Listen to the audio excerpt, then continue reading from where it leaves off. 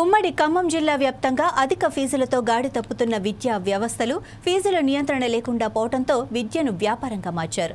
ఏడాదికి పెరిగిపోతున్న స్కూల్ బ్రాంచీలు ఫీజులపై జిల్లా విద్యాశాఖ అధికారి కలెక్టర్ దృష్టి పెట్టాలని విద్యార్థి సంఘాలు నేతలు డిమాండ్ చేస్తున్నారు. ఇక మరింత సమాచారం మా ఖమ్మం జిల్లా 4 సైడ్స్ టీవీ ప్రతినిధి అందిస్తారు.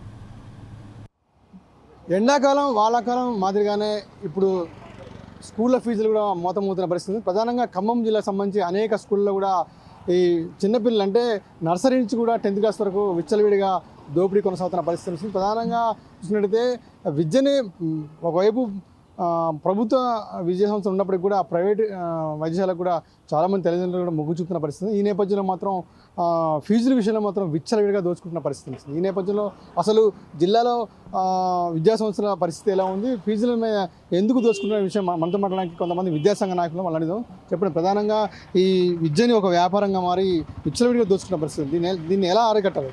ఈ ఖమ్మం అనే కాదు, రాష్ట్ర వ్యాప్తంగా కార్పొరేట్ విద్యా సంస్థల్లో ఫీజుల దోపిడీ నియంత్రణ చేయాలని చెప్పేసి తిరుపతిరావు కమిటీ కానీ అనేక ఉద్యమాల ఫలితంగా ఫీజుల నియంత్రణ కోసం కమిటీలు వచ్చాయి, చట్టాలు వచ్చాయి.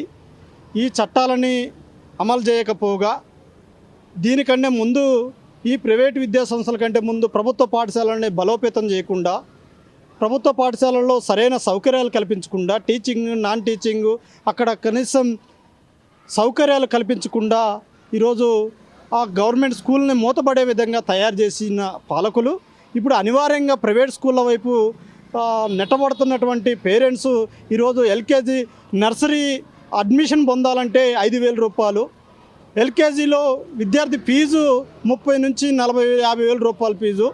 ఈరోజు ఏసీ నాన్ ఏసీ అనే పేరుతోటి ఓన్లీ కేవలం ఏసీ పేరుతోటి ఖమ్మం కొత్త కలెక్టరేట్ దగ్గర స్కూల్ ఏసీ క్యాంపస్ అనేటువంటిది హార్వెస్ట్కు సంబంధించినటువంటి క్యాంపస్ 1,50,000 నుంచి 3 లక్షల రూపాయలు కేవలం 1వ తరగతి నుంచి ఆ ఫీజు వసూలు చేస్తున్నటువంటి పరిస్థితి ఉన్నది.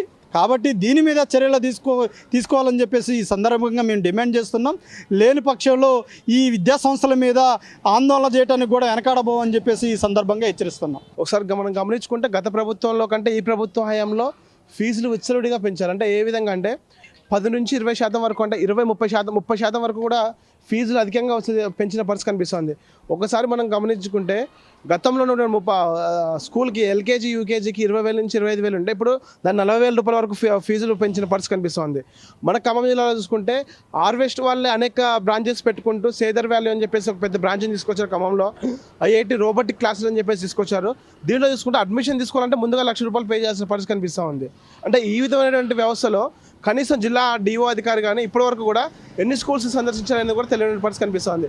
మరొకసారి గమనించుకుంటే ఫీజులు లక్షల్లో వసూలు చేస్తున్నారు. ఫీజులతో పాటు అడిషనల్గా shoe belt education GO number 1 ప్రకారము ఏ స్కూల్లో కూడా పాఠ్యపుస్తకాలు కానీ యూనిఫామ్స్ కానీ బెల్ట్స్ కానీ టైర్ కానీ ఎక్కడ కూడా అమ్మకూడదు. కానీ ఇక్కడ ఖమ్మం జిల్లాలో చూసుకుంటే అవి వేల రూపాయలకు అమ్ముతున్న పరిస్థితి కనిపిస్తుంది. ఈరోజు ప్రైమరీ స్కూల్ వరకు అంటే 5వ తరగతి వరకు స్కూల్ పుస్తకాలు కొనాలంటే 10,000 రూపాయలు పే చేయాల్సిన పరిస్థితి కనిపిస్తుంది.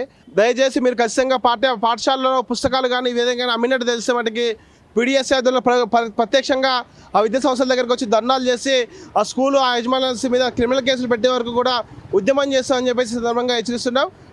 వివిధ రకాల పేర్లు పెట్టి రోబోటిక్స్ పేరు పెట్టి ఈరోజు లక్షల రూపాయల ఫీజులు వసూలు చేసి ఈరోజు మధ్యతరగతి కుటుంబంలో ఉన్న వాళ్ళని రక్తాన్ని పిండి చేసే పరిస్థితి ఈరోజు ఖమ్మం జిల్లాలో కనిపిస్తూ ఉంది. దీనికి ఎందుకు డిఈఓ గారు కావచ్చు, లేదంటే అదనపుగా ఉన్న విద్యాశాఖ అధికారులు ఎందుకు స్పందించట్లేదు? స్కూల్ బస్సులు ఒకటి స్కూలు ఫీజు గిడ అధికంగా మోపడం వల్ల లక్షలాది రూపాయలు ఫీజులు అడగడం వల్ల తల్లిదండ్రులు చాలా ఇబ్బంది పడుతున్న పరిస్థితి ఉంది. అయినా కానీ జిల్లా అధికారులు కానీ కలెక్టర్ కానీ ప్రైవేట్ స్కూళ్ళపై ఒక చర్య తీసుకున్న పరిస్థితి లేదు.